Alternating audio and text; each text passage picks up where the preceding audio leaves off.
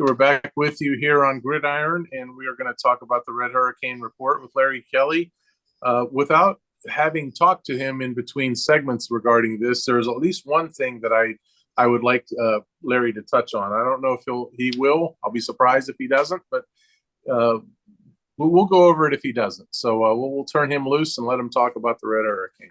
Not much to say, Ronnie. 51-7, and we said going into that game that we're going to know a lot more about the Red Hurricane after their game against Mars than we would against their game with their game against Summit Academy.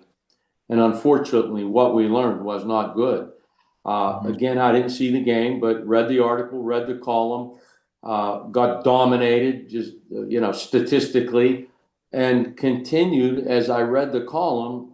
I think they had 13 penalties, maybe, if I read that correctly. That's not winning football. You have to control the line of scrimmage. You have to be able to run the ball and stop the other run, and you certainly can't put yourself in the hole with penalty after penalty. That is just not winning football.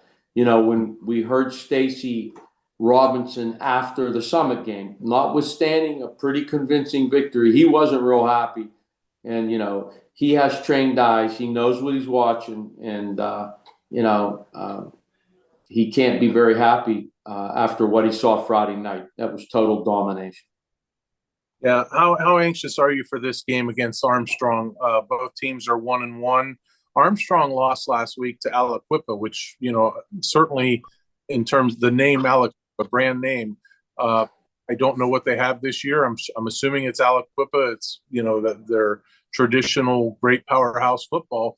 But Armstrong only lost 28-14. And I talked to Stacy Robinson tonight for a couple of comments for our preview capsules. And he says they're a physical football team with a big-time quarterback, and it's going to be a good test for them. So I ask you, what are you looking for in this game? And do you feel that this is going to be a gauge for maybe what lies ahead for Newcastle this season? You're looking for improvement. It's all about the players. If you don't have the horses, you can't win the Kentucky Derby. It's just that simple. The analogy that I'll draw, last year, my ninth grade team, we were getting our heads taken off early and often. And even though by the end of the year, we still weren't winning, but teams that were beating us by 30, 40 points were now in single-digit games. We got better. The kids got better. Maybe I got better as a coach. After that beating they just took against Mars, non-competitive game, I'm not certain they're going to win a lot of games. But again, I haven't seen them play. The question is, can we get incrementally better week after week? And this Armstrong team, I understand, is pretty good, Ronnie. And so this will be a real test. It's at home. And I would hope to see that the team incrementally got better and, doesn't commit the penalties, is able to do a better job at the line of scrimmage. Because they got a running back. Kayvon Gardner, again, ran for a touchdown on the opening kickoff that Newcastle received after being down 7-0. He's a special athlete. But you need a guys up front blocking. I always say, Ronnie, you got the right guys up front blocking. You and I can run the ball. They got a kid back there that's pretty special, and you got to find ways to find them some daylight. So let's hope that they get incrementally better in this game against Armstrong. What I look for in this game that I think it could be a gauge is, okay, we saw what they did against Mars. And we know what Summit Academy has, and we knew going into that Summit Academy game, we both agreed that you could name your score, and that game was 49-0 Newcastle. And week 2, Summit Academy got beat 69-0 by Leechburg. So, I really don't know that we learned much about Newcastle from that 49-0 game, which is why I think this game is going to tell the tale. If this is like another Mars game, that's probably, we got a lot of things to worry about with Newcastle. However, if Newcastle turns this around and they look impressive, then we probably have a lot of questions like, okay, is this a Jekyll and Hyde? Will the real Newcastle stand up? What do we get from them on a week-to-week basis? How are they handling practice? Are they focused and motivated? And, are they ready to roll going into each game? It can be turned around. I remember a few years ago, and you may remember, we played Hampton early in the season. I'm talking about basketball, and got beat by 25, 30 points on our home court, that never happens. But that was the last time that team beat us, and we didn't lose too many games after that. So it can be turned around.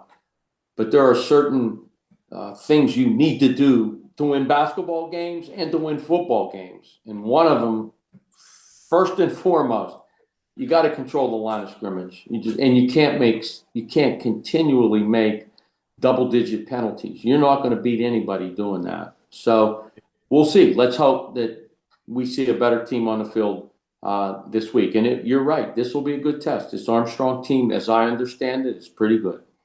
Yeah. The one thing about the basketball comparison to football is you get more bites of the basketball. You get 22 cracks at it with basketball. You get like 9 or 10 with footballs, and we've already had 2 of them. So, at some point, they're going to have to put their foot in the ground and go forward and really take off. And I think they can. But, like I say, they get a lot less bites of the apple than they do, as you mentioned, with basketball. For Yeah, sure. and the point I was trying to make is sometimes early in the season, Mm-hmm. you can get beat pretty badly, which is what happened on Friday night, and still turn it around. And again, we end up, I think we were Whitfield champs that year, beat Hampton. We played them later in the year in the playoffs, if I'm not mistaken, and beat them. So it can happen, and it better start happening as early as this Friday. Right. Now, the one topic that I was going to be surprised if Larry didn't touch on, he sort of touched on it by mentioning Kayvon Gardner in the return game, and that's the point. Week 1 against Summit Academy, opening kickoff, run back for a touchdown, but it was brought back by a penalty. Last week, the only touchdown Newcastle got, a kickoff return for a touchdown. So I asked Stacey Robinson tonight, you got to be at least pleased with the special teams.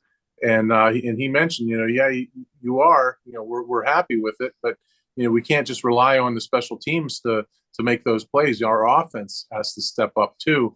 But it's nice. I mean, they're getting those special teams big plays. Here's the thing that makes you wonder with the opposing teams. You've got two game tapes. You can't see on the game tapes that Newcastle's got athletes on the field. Kick the ball out of bounds. Kick it on the ground, do something. You're going to put the ball in his hands. I mean, Kayvon Gardner is going to make teams pay. Yeah, they're probably start doing that here soon. The kid's special. I told you I had him last year as a 9th grade basketball player. He's a great athlete. He's mentally tough. He's coachable. He absorbs coaching like a sponge. He's a really great player. So the point that you make is well stated in that they're not going to keep kicking the ball to him. I don't know what kind of setup they have back there, but they're not going to keep kicking the ball back to him. He's just too good. Right. Okay. Anything else you'd like to say, sir, on the Red Hurricane? No, I hope to be there Friday night. And, I'm a Red Hurricane through and through, man. It hurts me to watch some of these lopsided losses that we've had in years past. So let's hope for a little better performance. And again, you don't have to win. Let's get incrementally better. Let's be competitive. Let's make that move forward and then let's see where it goes. There's one thing I learned growing up around here. People should look out for each other. Be friends and neighbors that you can count on. So it bothers me when people who are hurt in automobile accidents get bullied by the insurance company. I don't let bullies run over my clients. I do what I was taught growing up. Step up, stand up, and speak up for those who can't. I'm Larry Kelly, and I'm a Newcastle guy.